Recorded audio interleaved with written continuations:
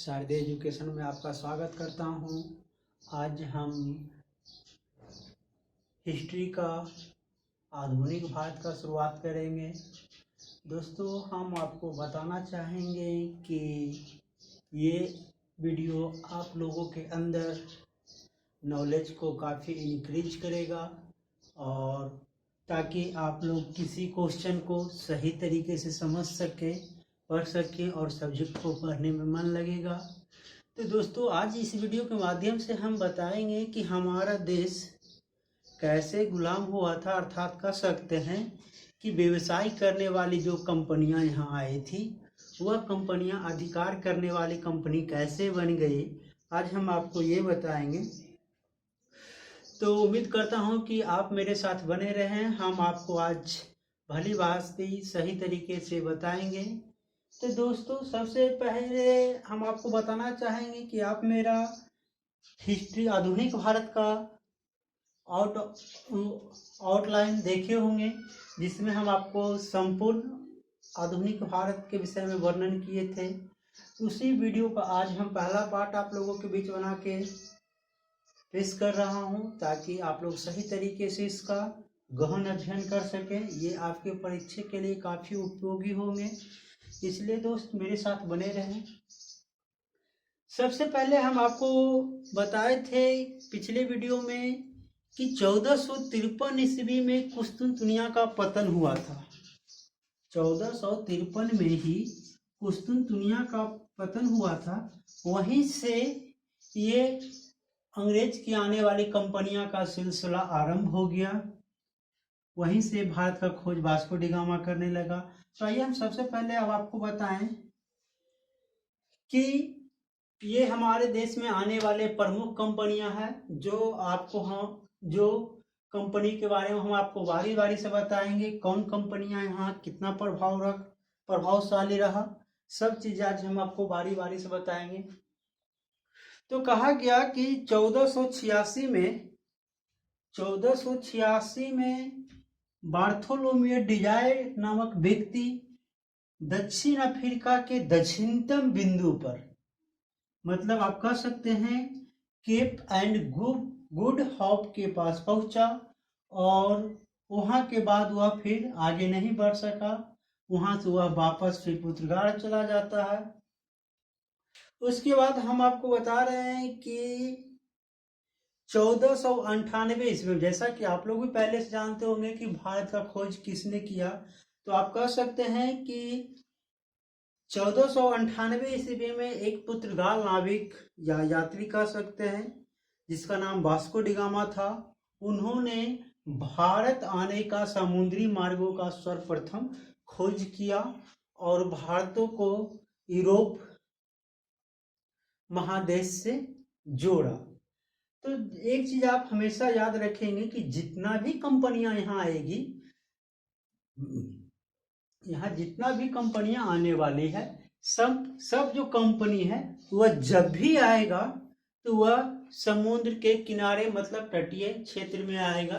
क्योंकि एक बात ये कॉमन है, यहाँ समुद्री मार्ग का खोज किया गया था और समुद्री मार्ग के माध्यम से सब लोग यहाँ आ रहे थे। जैसा कि आप ये मैप देख पा रहे हैं, ये मैप के बाद इधर देख रहे हैं, ये भी आपका कुल महासागर का क्षेत्र है। ये भी महासागर का क्षेत्र है। ये भी महासागर का ही क्षेत्र, अर्थात कुल जलीय क्षेत्र है। जैसे ये बंगाल की खाड़ी, हिंद महासागर, अरब सागर, इस प्रकार की ये चारों ओर ये सागर ही सागर है। और इसका जितना भी तटीय क्षेत्र देख रहे हैं, सब एक प्रकार का बंदरगाह है। आप सुने होंगे कि वास्को डी गामा सर्वप्रथम केरल आया था। तो उसी प्रकार आप ये कुछ बंदरगाह आपको दिखाए गए हैं, जिसको आप सही तरीके से अध्ययन कर लें, क्योंकि आधुनिक भारत में ये सब बंदरगाह का कुछ ज़्यादा ही उपयोग होता है। जबकि आपको ये बंदरगाह बार बार आएगा, तो जब तक आप ये नहीं समझ पाएंगे कि कौन व्यक्ति कहाँ आ रहा है और कहाँ जा रहा है, तब तक आप सही तरीके से आधुनिक भारत का अध्ययन नहीं कर सकते हैं। तो दोस्तों, सबसे पहले हम बताना चाहेंगे कि 1498 में जो पुर्तगाल नाविक आया था, अर्थात कह सकते हैं कि भारत में आने वाले सबसे पहले ये पुर्तगाल ही है, अर्थात कह सकते हैं पुर्तगाल ईस्ट इंडिया कंपनी। मतलब यूरोप से जितनी भी के यहाँ यूरोप कंट्रीज यूरोप महादेश से जितने भी देश के लोग यहाँ आएंगे सब ईस्ट इंडिया ही कहलाएगा, क्योंकि ईस्ट इंडिया को जो लॉजिक होता है, ईस्ट इंडिया क्यों कहे जाने लगे, ये आप हमारे आउटलाइन वाले वीडियो में देखे होंगे। तो सबसे पहले हम आज आपको बताना चाहेंगे कि स्थापना मतलब पुर्तगाल ईस्ट इंडिया कंपनी कब से कब तक रहा। तो ये आप हमेशा याद रखें कि सबसे ज्यादा दिन हमारे देश में रहने वाला पुर्तगाल ईस्ट इंडिया कंपनी है, जो सबसे पहले आता है और सबसे बाद जाता है। जैसा कि आप देख रहे हैं 1498 में वास्को डी गामा आया और 1961 में ये हमारे देश से जाता है। जबकि आप लोग जानते ही हैं कि हमारा देश 1948 में ही आज़ाद हो गया था, लेकिन ये हमारे आज़ादी के बाद भी हमारे देश में गोवा पर अधिकार बनाए रखा। अर्थात कह सकते हैं कि 1961 ईस्वी में पुर्तगाल ईस्ट इंडिया कंपनी यहाँ से विदा होती है।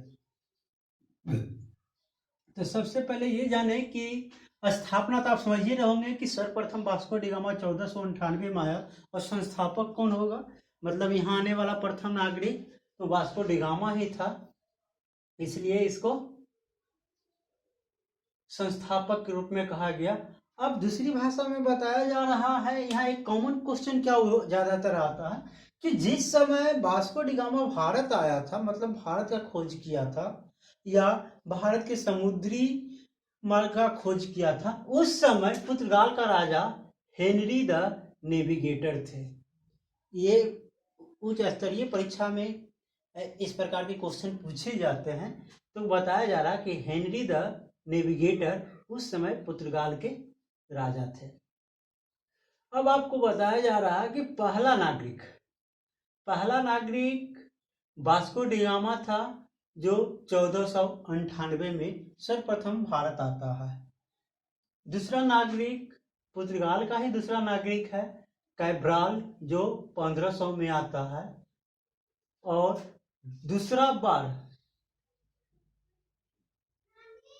दूसरा नागरिक, और ये दूसरा बार आपका पुर्तगाल ही आता है, पुर्तगाल का नाविक ही वास्को डी गामा आता है।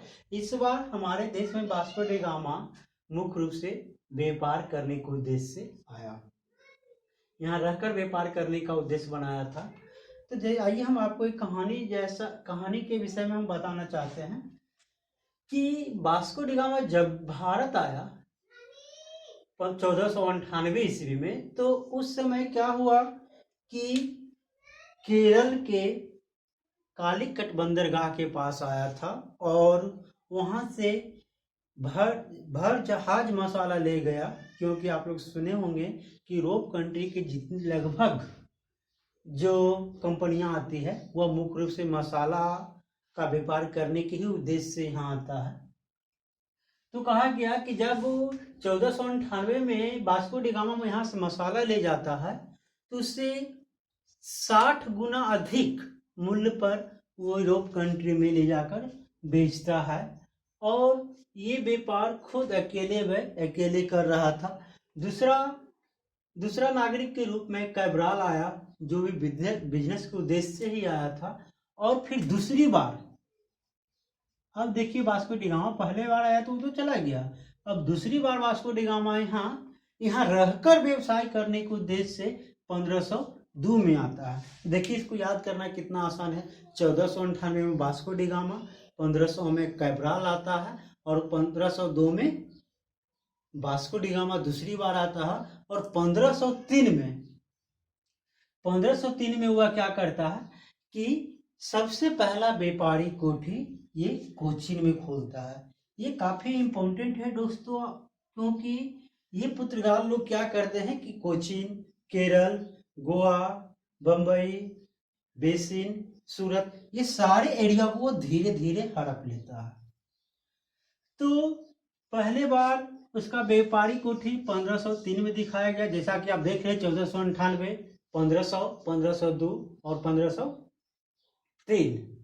अब अब यहाँ एक प्रकार का कंपनी बन चुका था जो मसाले के व्यापार मुख्य रूप से करता था, उसका कोठी भी बन चुकी था। कोठी मतलब आप समझ रहे होंगे कि जो घेराबंदी करके वो लोग किला बना के रहता है, मतलब अपने सामान का सुरक्षा करने के लिए चार दीवारी बनाए हुए रहता है, अपना ऑफिस, अपने लोगों का रहने का व्यवस्था, अपने सेना, ये सभी प्रकार का बनाए वो लोग। सबसे पहले वो लोग कोचीन में बनाए।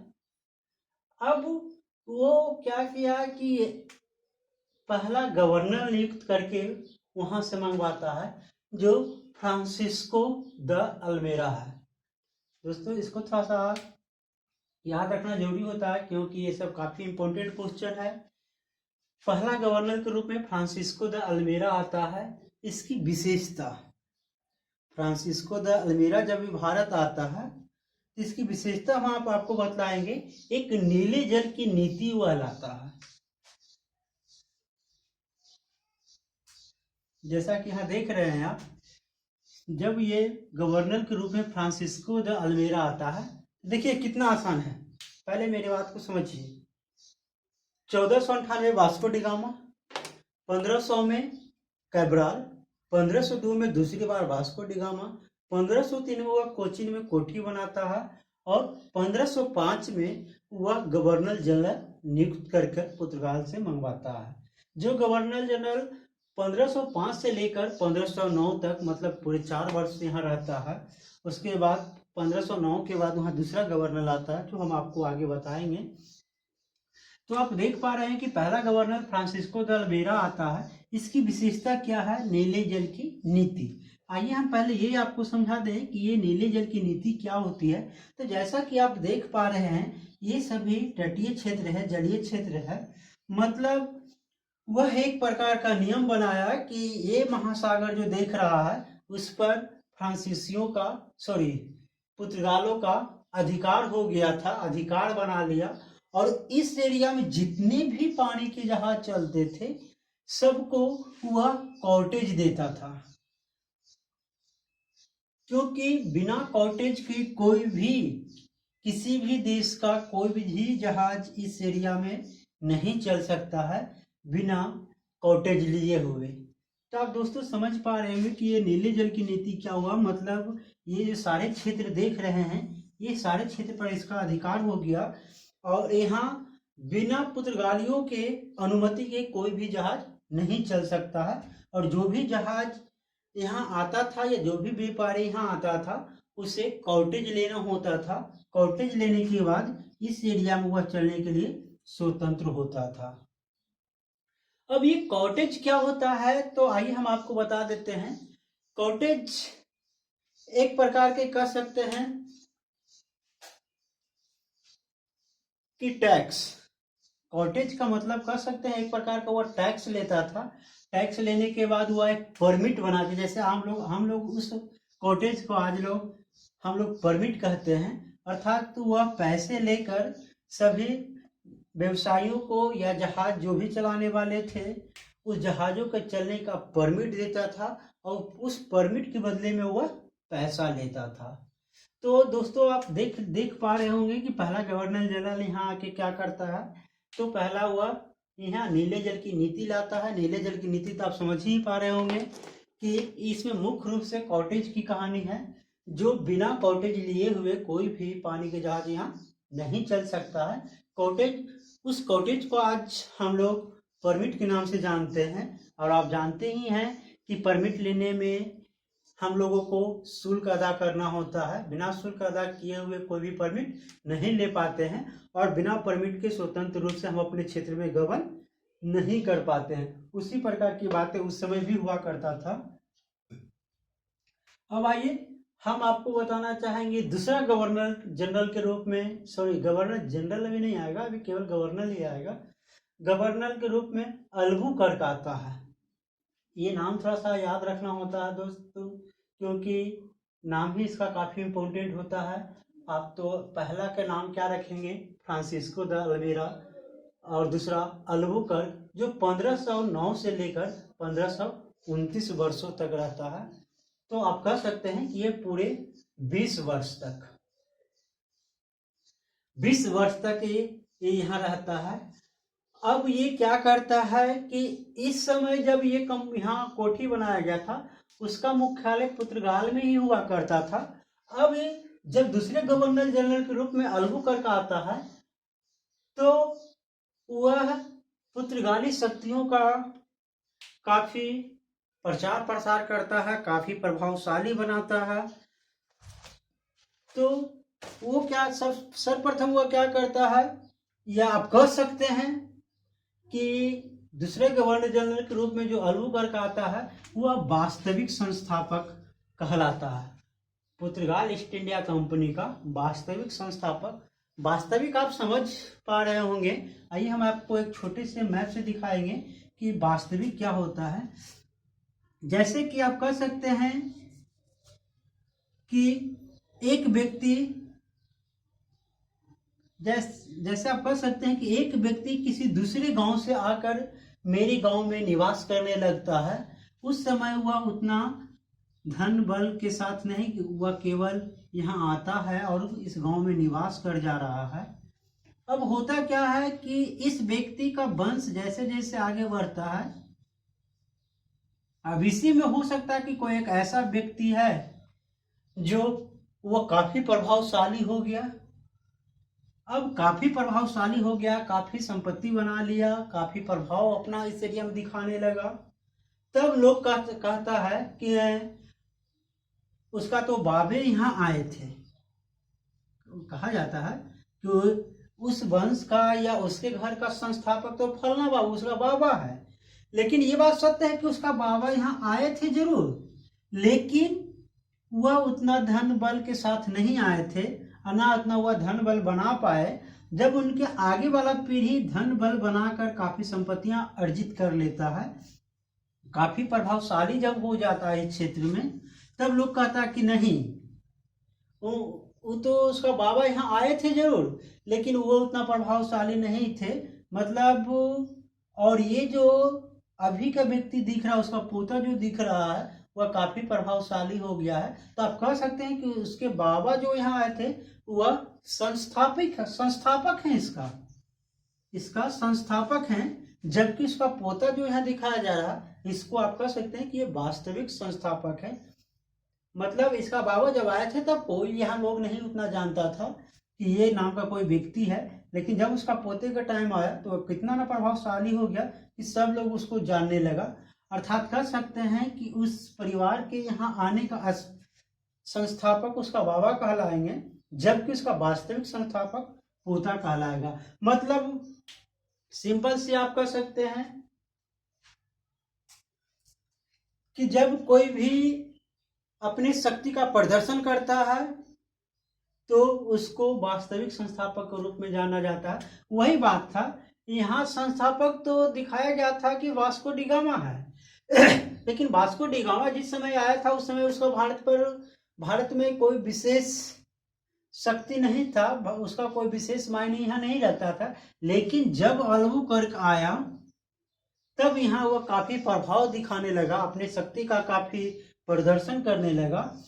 तो वही कहा जाता है कि सर्वप्रथम काम तो वह क्या करता है कि कोचीन को ही मुख्यालय बना देता। मतलब जो अपना सर्वप्रथम व्यापारिक कोठी बनाया था उसको वह क्या करता है, मुख्यालय बना देता है, और छोटे छोटे कोठियां और आगे आगे वह बनाना शुरू कर देता है।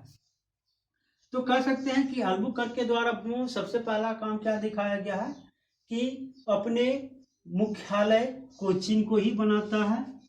दूसरा दिखाया गया कि 1510 ईस्वी में बीजापुर के शासक अब्दुल आदिल शाह से गोवा को छीन लेता है। दोस्तों आप देख पा रहे होंगे कि वो पहले यहाँ मुख्यालय बनाया और धीरे धीरे इस एरिया को हड़पते अब ये इस क्षेत्र पर मतलब यहाँ तक पहुंच चुका है। गोवा को वो क्या करता है कि आदिल शाह से छीन लेता है।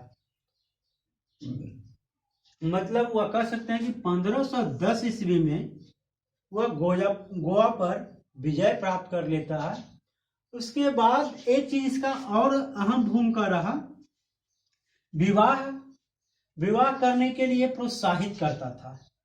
ये जो अल्बुकर्क आया था तो उसका ये सबसे मुख्य बिंदु बना हुआ था कि विवाह को प्रोत्साहित करना। मतलब आप समझ नहीं पा रहे होंगे विवाह को वो प्रोत्साहित क्यों कर रहा था। अर्थात आप कह सकते हैं कि किस विवाह पर वह काफी जोर दे रहा था। तो उसका कहना था कि पुर्तगाल के पुरुष और भारतीय महिला के साथ शादी करने पर उसे इनाम दिया जाएगा, मतलब प्रोत्साहित किया जाएगा।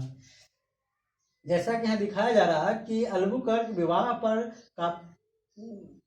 पर काफी प्रोत्साहित कर रहा था। क्यों? क्योंकि वह चाहता था कि अधिक से अधिक पुर्तगाल के लोग भारतीय महिला के साथ शादी कर लेगा तो भारतीयों के साथ संबंध बन जाएगा और हमारा क्षेत्र दूर दूर तक फैलेगा और हम सुरक्षित भी रहेंगे।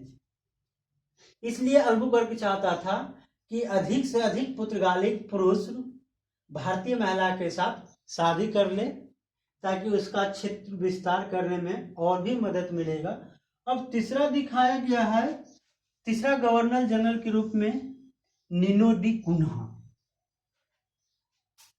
यहाँ आप देख पा रहे होंगे तीसरे गवर्नर के रूप में नीनो डी कुन्हा है, जो 1529 से 1538 तक के भारत में रहता है। और वह जैसे 29 में आता है और 30 में देखिए दूसरा काम कर देता है। करता क्या है कि 1530 में अपने मुख्यालय, यहाँ देख पा रहे होंगे कि वो अपना मुख्यालय कोचीन बनाया था और कोचीन से हटा के अपने मुख्यालय को गोवा कर देता है। मतलब उसका पहले मेन ऑफिस यहाँ केरल में था, कोचीन में था। अब वह अपना हेड ऑफिस को उठाकर गोवा कर लेता है ताकि अब इसका हेड ऑफिस यहाँ आ गया, तब यहाँ कब्जा करना उसको आसान हो जाएगा। तो वही करता है कि 1530 ईस्वी में मुख्यालय को कोचीन से हटाकर गोवा में कर लेता है और 1534 में बेसिन पर कब्जा कर लेता है। आप देख पा रहे होंगे कि यहाँ बेसिन है, यहाँ बेसिन पर वह कब्जा, धीरे धीरे ये कब्जा करते हुए अब ये बेसिन पर कब्जा कर लेता है। मतलब अब पुर्तगालियों का कब्जा यहाँ तक पहुंच चुका है। तो 1534 में क्या करता है कि बेसिन पर कब्जा करता है और 1535 में दमन द्वीप पर वह कब्जा कर लेता है। यहाँ आप देखे होंगे एक क्षेत्र जिस पर वह कब्जा कर लेता है। लेकिन होता क्या है कि बेसिन के मुद्दे पर गुजरात के शासक बाज बहादुर, गुजरात के, यहाँ आप देख रही है जो सूरत देख पा रहे होंगे ये सब गुजरात का बेल्ट है।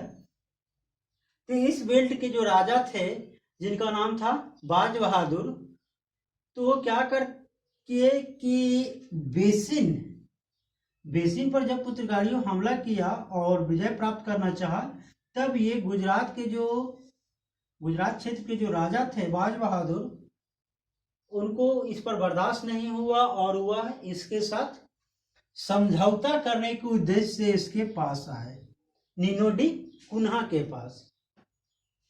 तो होता क्या है कि नीनो डी कुन्हा के साथ वह समझौता करने के लिए इस क्षेत्र में जो आप देख पा रहे होंगे पानी के जहाज से बीच महासागर में जाते हैं और वहीं आपस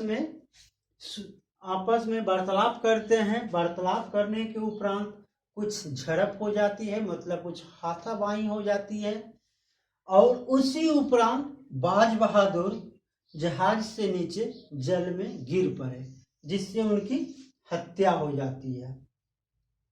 अब यहाँ बाज बहादुर की भी हत्या हो चुकी है, मतलब इस पूरे एरिया में वो अपना कब्जा जमा लेता है। अब जैसा कि आप यहाँ देख पा रहे होंगे इस एरिया में वह पूरे में कब्जा कर लेता है। दोस्तों अब हम आपको बताना चाहेंगे कि ये पुर्तगाल जब यहाँ आए तो कुछ इनका विशेष दिन भी रहा है। जैसे आप कह सकते हैं कि 1556 ईस्वी में प्रिंटिंग प्रेस गोवा में स्थापित किया।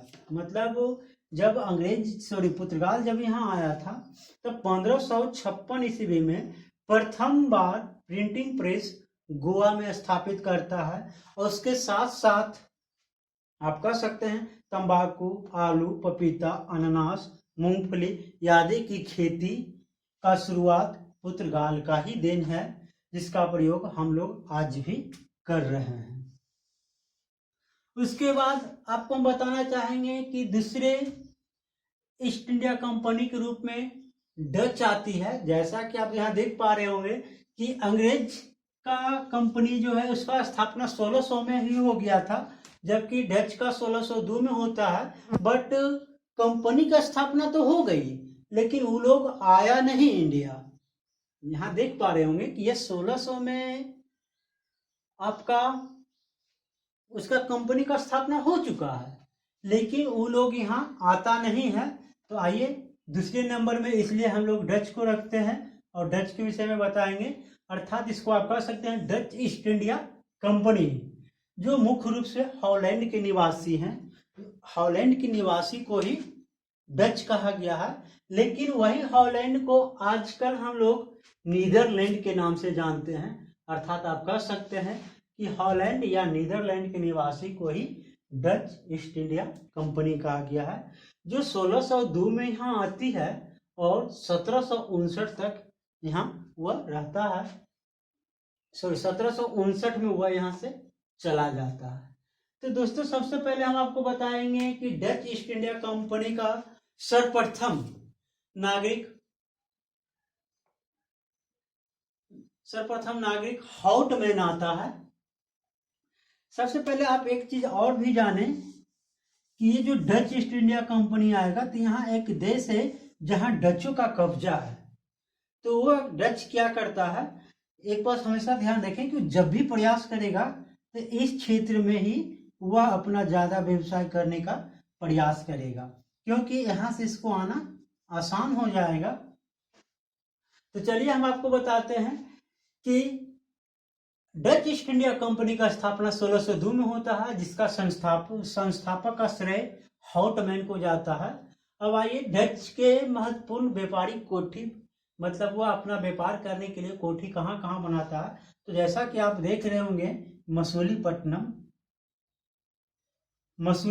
में 1605 में वह मसूलीपट्टनम में प्रथम कोठी बनाता है। दूसरा कोठी 1618 सूरत में बनाता है, यहाँ आप देख पा रहे होंगे। तीसरा कोठी 1638 में पटना में बनाता है। लेकिन पटना में ये आज कहाँ है, तो आप कह सकते हैं कि पटना कॉलेज आप लोग देख पा रहे होंगे। पटना कॉलेज का जो पूर्वी भाग है वह डचों के द्वारा बनाया गया था और वही था डचों का व्यापारिक कोठी था, जिसे आज पटना कॉलेज में ही शामिल कर लिया गया है। उसके बाद 1648 में नागपट्टनम में बनाया गया और 1663 में वह कोची में बनाया। अर्थात कह सकते हैं कि भारत को भारतीय वस्त्र निर्यात केंद्र बनाने का श्रेय डच को ही मिला है। अरे एक बात तो निश्चित है कि जो भी यहाँ आएगा तो वह गलती से कुछ ना कुछ अच्छा काम कर ही जाएगा। तो वही देखिए यहाँ इसके द्वारा भी कुछ प्रमुख देन दिया गया था, पुर्तगालियों के द्वारा भी। और यहाँ देखिए इसके द्वारा भी एक देन दिया गया कि भारत को भारतीय वस्त्र का निर्यात केंद्र बनाने का मुख्य श्रेय डच को ही जाता है। क्योंकि आप सुने होंगे कि यूरोप कंट्री के जितना भी व्यवसाय आता था उसका मुख्य व्यवसाय के रूप में मसाला ही हुआ करता था। लेकिन ये डच ईस्ट इंडिया कंपनी था, यह मसाला को प्राथमिकता न देकर यह वस्त्र को प्राथमिकता देता था और यह वस्त्रों का आयात निर्यात करने का व्यापार करता था। तो आप कह सकते हैं कि भारत को भारतीय वस्त्र का निर्यात केंद्र बनाने का मुख्य श्रेय डच को मिला है, क्योंकि वह कपड़ा का ही व्यवसाय करता था। दूसरे में आप कह सकते हैं डच, अभी हम आपको बताए थे कि डच ये जो पूर्वी क्षेत्र आप देख पा रहे होंगे जिसे कोरोमंडल तट कहा जाता है, तो वह इस क्षेत्र पर ही अधिक जोर देगा, क्योंकि इस एरिया में आना उसके लिए आसान हो जाएगा और इस एरिया में आना थोड़ा सा आउट हो जाएगा। इसलिए वह ज्यादातर प्रयास करेगा कि इस एरिया में ही अपना व्यापारिक कोठी बनाए।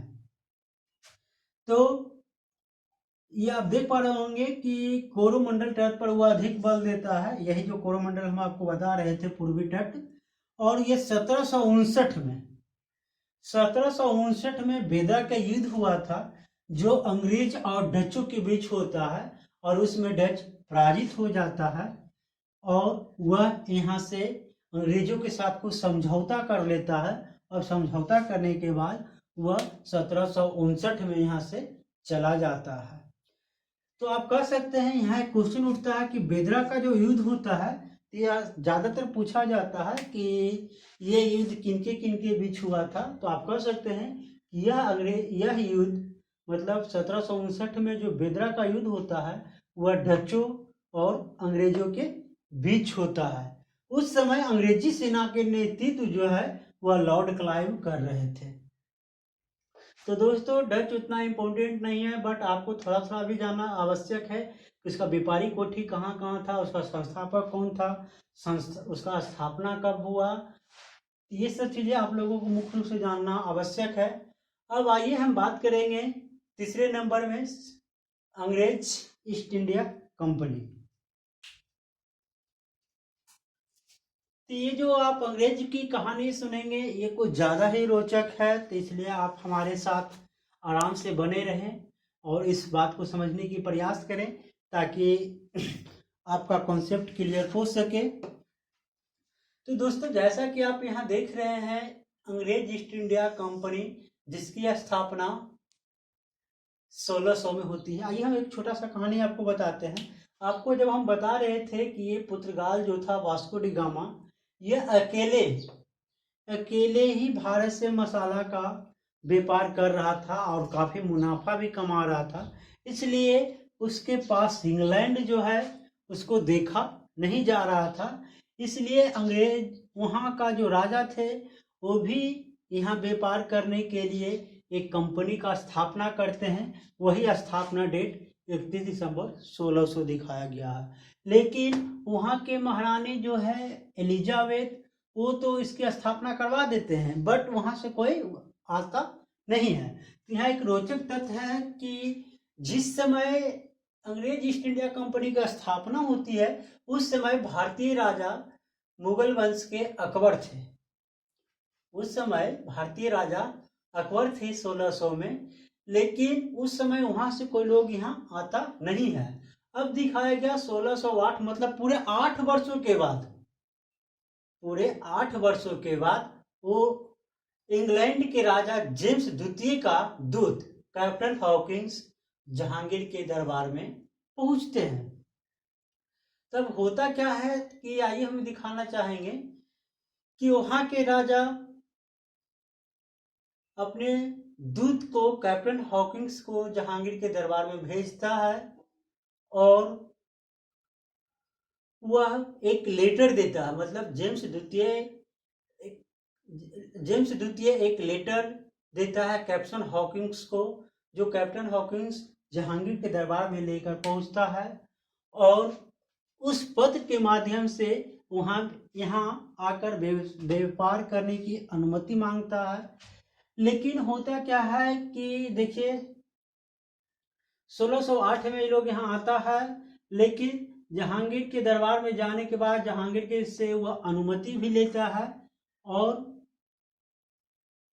लेकिन यहाँ आप देख पा रहे होंगे कि ये सूरत वाला जो गुजरात वाला जो बेल्ट है यहाँ ऑलरेडी पुर्तगालियों का पहले से कब्जा है।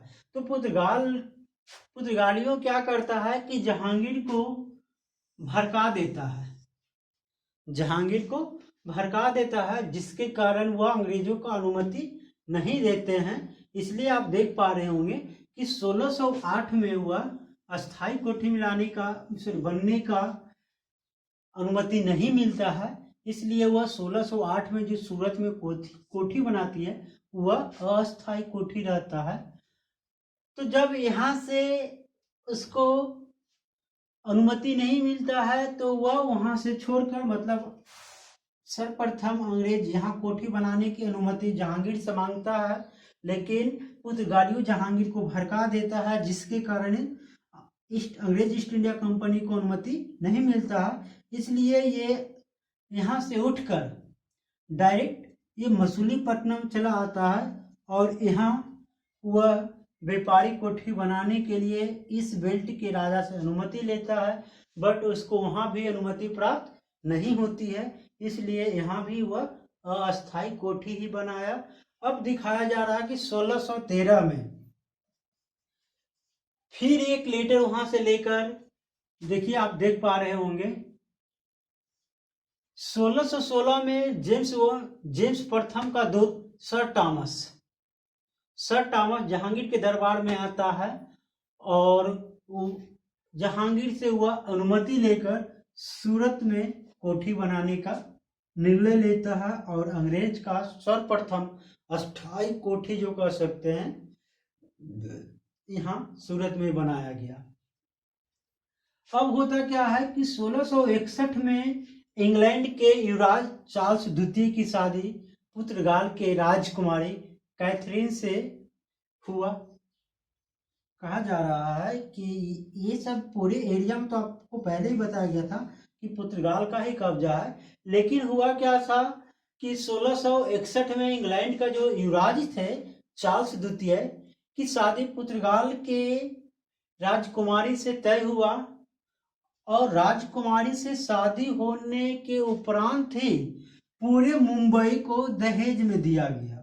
जैसा कि आप भी जानते होंगे कि शादी करने में, अरे आप भी समझिए इस बात को कि एक राजकुमारी की शादी हो रही, किसी आम लड़की की शादी थोड़ी हो रही थी। यहाँ तो एक राजकुमारी की शादी आ रही, तो कट्ठा दू कट्ठा ले जाओ, मुंबई ही ले जाओ। तो वही हुआ, पूरे मुंबई को ही दहेज में दे दिया गया। अब आइए हम आपको बताना चाहेंगे कि जब उसे दहेज में मिल जाता है तो वह क्या करता है, 10 पाउंड के वार्षिक किराया पर वह ईस्ट इंडिया कंपनी को लीज पर, मतलब किराया पर वह दे देता है। आइए अब हम आपको बताएंगे कि उसका प्रमुख किला कहाँ कहाँ था। तो आप कह सकते हैं कि कलकत्ता का स्थापना जॉब चार्नक किए थे। वहाँ का जो किला था वह फोर्ट विलियम के नाम से जाना जाता होगा। आप जब सीरियल देखते होंगे झांसी की रानी, तो इसमें ये फोर्ट विलियम का काफी वर्णन किया गया है। और दूसरा कोठी मुंबई तो दहेज में ही उसको मिला था। अभी हम आपको बता रहे थे कि जब चार्ल्स द्वितीय की शादी कैथरीन के साथ होता है तो पूरे मुंबई उसे दहेज में ही मिल जाता है। तीसरा आपका मद्रास का स्थापना जो होता है वो फ्रांसिस डे करता है, जहां का एक प्रमुख किला था सेंट जॉर्ज। तो इस प्रकार के आप देख पाए कि हम प्रथम पुर्तगाल ईस्ट इंडिया कंपनी, दूसरा आपका डच ईस्ट इंडिया कंपनी और तीसरा अंग्रेज के द्वारा जो बनाया गया था अंग्रेज ईस्ट इंडिया कंपनी के बारे में वर्णन कर चुके हैं।